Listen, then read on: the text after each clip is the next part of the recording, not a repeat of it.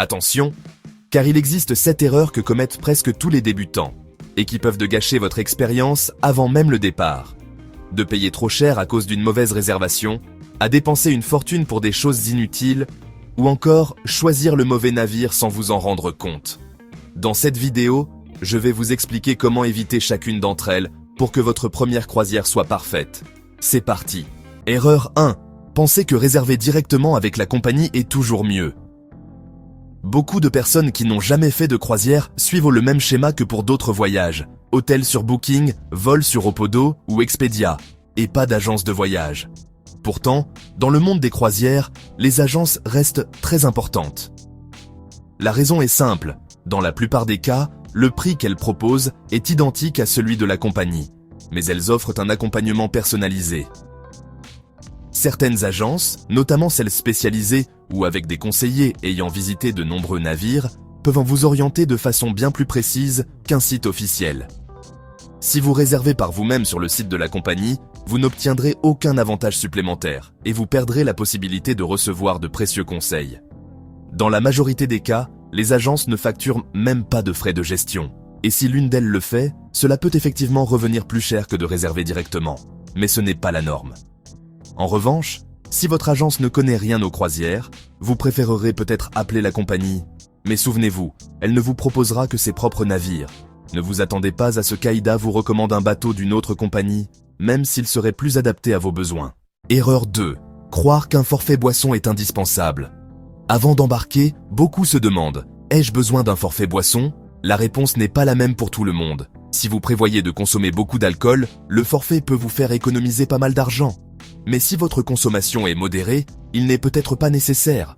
Par exemple, avec des compagnies comme AIDA, les boissons au repas dans les restaurants buffets sont déjà incluses, ce qui couvre une grande partie des besoins. Pour une première croisière, vous pouvez essayer sans forfait et comparer à la fin. Parfois on paie un peu plus, parfois même moins. Lors d'un deuxième voyage, vous saurez déjà si cela vaut la peine de le prendre. La seule exception serait si vous trouvez une promotion très avantageuse, disons entre 100 et 150 € par semaine avec alcool inclus. Au-delà de 300 €, en général, cela ne vaut pas le coup. Erreur 3. Pensez que les grands navires sont toujours bondés. Quand quelqu'un voit un géant comme l'AIDA Nova, le MSC Euribia, le World Europa ou le Costa Toscana, il pense souvent « là-dedans, il doit y avoir une mer de monde. Ce n'est pas pour moi ». Cette impression, bien que courante, n'est pas toujours juste. Sur les grands navires, le grand nombre de restaurants, spectacles, zones de loisirs et activités permet de disperser les passagers, évitant ainsi les foules dans la plupart des espaces. À l'inverse, sur un petit navire, par exemple une croisière fluviale pour environ 200 personnes, les options sont limitées et les rencontres inévitables, ce qui peut donner une sensation de promiscuité plus forte que sur un méga paquebot. Bien sûr, dans les croisières de luxe ou sur des navires très petits, la dynamique est différente. Mais dans le marché grand public, la taille joue souvent en faveur du confort. Erreur 4. Croire que la compagnie importe peu tant que le prix est bon. C'est une erreur facile à commettre. Vous voyez une brochure au supermarché, une route séduisante, l'Alaska, Hawaï, les Caraïbes, et vous décidez que cela suffit. Mais le choix de la compagnie est presque aussi important que celui de l'itinéraire. Le premier critère, c'est la langue à bord. Si pour vous, il est essentiel que l'allemand soit la langue principale, vos options se limitent à AIDA, Mein Schiff, Phoenix Risen, Nico Cruises, Hansa Touristique, Plantour et d'autres compagnies similaires. Si l'anglais, ou une autre langue, ne vous dérange pas, le champ des possibles devient beaucoup plus vaste. Un exemple clair. Vous pouvez trouver une croisière dans les Caraïbes avec Costa, mais si la langue est un facteur clé pour vous, le meilleur choix pourrait être AIDA, qui fait d'ailleurs partie de la même famille. En résumé, il ne s'agit pas de choisir n'importe quelle croisière bon marché, mais celle qui correspond à vos priorités. Et si vous ne voulez pas tout rechercher par vous-même, le mieux est encore de demander conseil. Avant de passer à l'erreur suivante, si ces informations vous sont utiles, n'oubliez pas de vous abonner pour ne rien manquer. Erreur 5. Vouloir tout contrôler dans les moindres détails avant d'embarquer.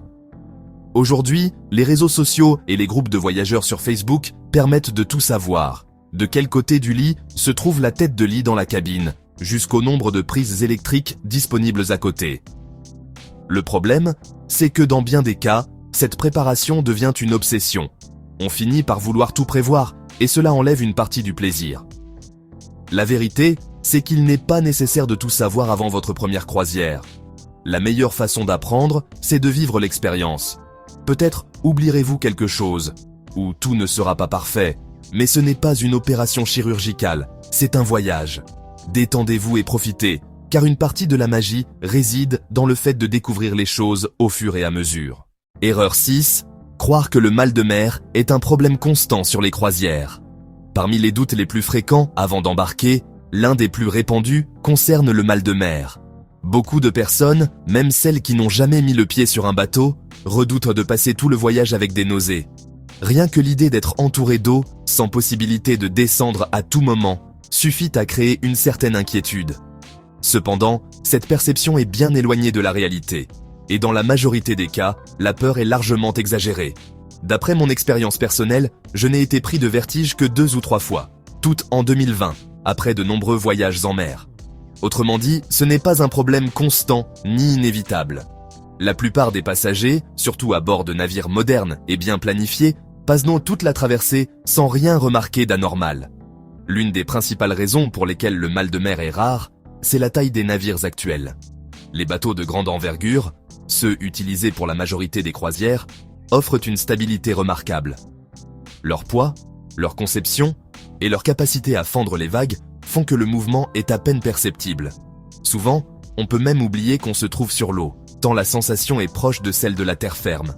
De plus, les itinéraires des croisières sont soigneusement choisis en fonction de la saison et des conditions maritimes. Ainsi, pendant les périodes de mer agitée, les compagnies adaptent leurs trajets pour minimiser le risque de vagues importantes. Résultat, les passagers naviguent la plupart du temps sur des mers calmes, ce qui réduit considérablement les risques de mal de mer. Un autre facteur clé est la technologie embarquée. Les stabilisateurs, installés sur les flancs du navire, aident à réduire le mouvement latéral provoqué par les vagues. Ce système s'active automatiquement lorsque c'est nécessaire, offrant une navigation beaucoup plus douce et agréable. Bien sûr, on ne peut jamais garantir à 100% qu'aucun inconfort n'apparaisse. Mais même dans ce cas, les solutions sont simples et rapides. À la réception du bateau, on trouve souvent des médicaments contre le mal de mer, disponibles gratuitement et sans complications. Vous pouvez aussi apporter vos propres remèdes, comprimés, patchs ou chewing-gum spéciaux. Avec un minimum de préparation et quelques précautions, le risque de malaise ne devrait jamais être un obstacle pour profiter du voyage. Le mal de mer, plus qu'une réalité, est un mythe qui empêche beaucoup de gens de vivre l'une des expériences les plus mémorables de leur vie. Erreur 7. Penser qu'il faut tout réserver à l'avance pour que le voyage soit réussi. Les grandes compagnies, comme AIDA ou Mein Schiff, savent très bien comment vous tenter avant le départ. Elles vous proposent des excursions, des massages, des forfaits spéciaux et bien d'autres choses, souvent avec le message implicite. Il se peut qu'il n'y ait plus de disponibilité plus tard. Mais la réalité, c'est qu'avec le forfait de base, vous avez déjà une expérience très complète. Dans la plupart des cas, la gastronomie à bord dépasse celle de nombreux hôtels à terre, et cela fait déjà partie du prix initial. Tout le reste n'est qu'un agréable supplément, mais pas indispensable. Si vous souhaitez faire une activité bien précise dans un port et préférez la réserver via la compagnie pour plus de commodité, alors oui, cela peut valoir la peine de le faire à l'avance. Pour les activités très populaires, il arrive qu'elles soient complètes, mais la réussite de votre croisière ne dépend pas du nombre d'extras que vous avez payés. Au final, des facteurs comme la compagnie avec laquelle vous voyagez peuvent avoir un impact bien plus important sur votre expérience. Et voilà, nous avons terminé avec les 7 erreurs les plus courantes que commettent ceux qui montent pour la première fois à bord d'une croisière. Si vous pensez qu'il en manque une, partagez-la dans les commentaires afin que nous puissions l'ajouter à la liste. N'oubliez pas de laisser un j'aime et surtout de vous abonner à la chaîne pour recevoir davantage de conseils, d'itinéraires et de curiosités sur le monde des croisières. Ainsi, vous serez toujours prêt pour votre prochaine aventure en haute mer. À la prochaine croisière!